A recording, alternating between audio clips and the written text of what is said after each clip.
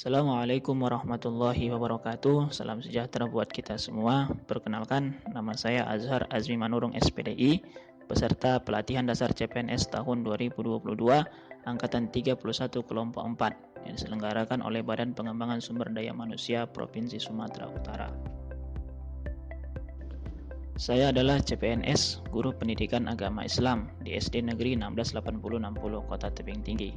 Adapun rancangan aktualisasi saya yakni meningkatkan kemampuan menulis ayat-ayat Al-Quran pada siswa kelas 4 di SD Negeri 168060 Kota Tebing Tinggi.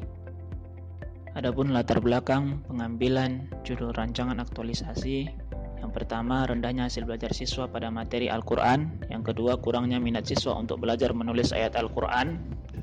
Yang ketiga, metode pembelajaran yang monoton. Dan yang keempat, kurangnya penguasaan media pembelajaran. Hal ini dapat dilihat dari data pendukung nilai siswa pada materi Quran Surah Al-Hujurat ayat 13. Dari jumlah keseluruhan siswa kelas 4 sebanyak 20 orang dalam pembelajaran menulis ayat, di rentang nilai kurang dari 75 sebanyak 15 siswa. Berdasarkan hasil identifikasi, ditemukan adanya 3 isu yang sedang dihadapi dalam mata pelajaran Pendidikan Agama Islam di SD Negeri 168060 Kota Tebing Tinggi. Identifikasi isu yang pertama, yakni kurangnya minat siswa untuk menghafal surah-surah pendek Al-Quran di SD Negeri 168060 Kota Tebing Tinggi. Adapun faktor penyebab isu dapat dilihat pada diagram Fishbone penyebab isu 1 seperti gambar berikut. Identifikasi isu kedua, yakni belum optimalnya penggunaan media dalam pembelajaran agama Islam, materi kisah-kisah Nabi di SD Negeri 168060 Kota Tebing Tinggi. Adapun faktor penyebab isu dapat dilihat pada diagram Fishbone penyebab isu 2 seperti gambar berikut. Identifikasi isu ketiga, yakni rendahnya kemampuan menulis ayat-ayat Al-Quran pada siswa kelas 4 di SD Negeri 168060 Kota Tebing Tinggi. Adapun faktor penyebab isu dapat dilihat pada diagram Fishbone penyebab isu 3 seperti gambar berikut. Dalam membuat gagasan pemecahan isu, perlu ditetapkan isu yang akan diangkat dan dianggap paling penting untuk diselesaikan. Adapun alat bantu penetapan kriteria isu, yakni dengan menggunakan analisis isu dengan metode APKL, aktual, problematik, kekhalayakan, dan layak untuk diangkat. Berdasarkan tabel, ketiga isu yang diangkat memenuhi syarat untuk dilanjutkan ke tahap berikutnya.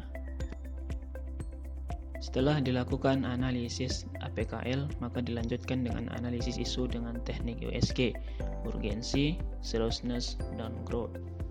Berdasarkan tabel, dari ketiga isu yang diangkat, isu yang paling prioritas yakni rendahnya kemampuan menulis ayat-ayat Al-Quran pada siswa kelas 4 di SD Negeri 168060 Kota Tebing Tinggi. Adapun dampak isu terpilih, yakni pertama, siswa akan mengalami kesulitan dalam membaca Al-Quran dari hasil tulisannya. Kemudian yang kedua, siswa sulit untuk mengerjakan soal-soal ujian yang berhubungan dengan materi Al-Quran. Yang ketiga, kurangnya penguasaan dasar siswa dalam menuliskan ayat sehingga akan berpengaruh pada tingkat atau kelas yang lebih tinggi. Yang keempat, tidak tercapainya kompetensi yang diharapkan dari materi Quran Surah Al-Hujurat ayat 13. Yang kelima, rendahnya hasil belajar siswa pada mata pelajaran Pendidikan Agama Islam. Adapun role model saya yakni Ibu Santi Veronica Sirait SPD selaku Kepala Sekolah SD Negeri 168060 Kota Tebing Tinggi. Alasan utama saya menjadikan beliau sebagai role model karena beliau mempunyai integritas yang tinggi dalam pekerjaannya. Beliau mampu datang lebih awal dan pulang lebih lama dari guru-guru yang lain, padahal tempat tinggal beliau jauh dari tempat bekerja. Adapun gagasan kreatif saya yakni meningkatkan kemampuan menulis ayat-ayat Al-Quran pada siswa kelas 4 di SD Negeri 168060 Kota Tebing Tinggi. Dengan kegiatan kreatif yang pertama, menyusun RPP revisi materi Quran Surah Al-Hujurat ayat 13.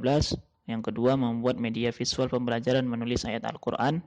Yang ketiga, membuat buku khusus menulis ayat Al-Quran. Yang keempat, melaksanakan kegiatan pembelajaran menulis ayat Al-Quran. Dan yang kelima, melakukan evaluasi dan penilaian setelah pembelajaran menulis ayat Al-Quran. Relevansi rancangan kegiatan dengan nilai dasar ASN berakhlak dapat dilihat pada tabel berikut ini. Relevansi rancangan kegiatan dengan Smart ASN dan Manajemen ASN dapat dilihat pada tabel berikut ini. Adapun rancangan kegiatan aktualisasi, kegiatan pertama menyusun rencana pelaksanaan pembelajaran atau RPP, revisi materi Quran Surah Al-Hujurat ayat 13. Adapun tahap kegiatannya, yang pertama mengkonsultasikan konsep RPP kepada kepala sekolah, kemudian yang kedua menyusun RPP yang sesuai dengan kebutuhan siswa, kemudian yang ketiga meminta pengesahan RPP kepada kepala sekolah. Untuk lebih jelasnya dapat dilihat pada tabel berikut ini. Kegiatan kedua yakni membuat media visual pembelajaran menulis ayat Al-Quran. Dengan tahapan kegiatan yang pertama melakukan konsultasi dengan kepala sekolah, kemudian yang kedua mencari referensi media visual pembelajaran, yang ketiga menyiapkan alat dan bahan untuk membuat media visual pembelajaran, dan yang keempat mencetak dan memasang media visual pembelajaran. Untuk lebih jelasnya dapat dilihat pada tabel berikut ini. Kegiatan ketiga yakni membuat buku khusus menulis ayat Al-Quran. Dengan tahapan kegiatan, yang pertama melakukan konsultasi dengan kepala sekolah, yang kedua mencari referensi membuat buku khusus menulis ayat Al-Quran, yang ketiga menyiapkan alat dan bahan untuk membuat buku khusus menulis ayat Al-Quran, yang keempat membuat dan mencetak buku khusus menulis ayat Al-Quran, dan yang kelima membagikan buku khusus menulis ayat Al-Quran. Untuk lebih jelasnya dapat dilihat pada tabel berikut ini. Kegiatan keempat yakni melaksanakan kegiatan pembelajaran menulis ayat Al-Quran. Dengan tahapan kegiatan melakukan konsultasi dengan kepala sekolah, yang kedua menyiapkan ruang kelas yang kondusif, dan yang ketiga melaksanakan pembelajaran menulis ayat Al-Quran. Untuk lebih jelasnya dapat dilihat pada tabel berikut ini. Dan kelima, yakni melakukan evaluasi dan penilaian dalam pembelajaran menulis ayat Al-Quran. Dengan tahapan kegiatan, yang pertama memberikan evaluasi terhadap hasil belajar siswa, yang kedua memberikan penilaian terhadap hasil belajar siswa, dan yang ketiga memberikan refleksi terkait kegiatan pembelajaran yang sudah dilakukan. Untuk lebih jelasnya dapat dilihat pada tabel berikut ini. Rencana jadwal kegiatan aktualisasi dapat dilihat pada tabel berikut ini. Sekian dan terima kasih. Billahi taufiq wal hidayah. Assalamualaikum warahmatullahi wabarakatuh. Salam sejahtera buat kita semua.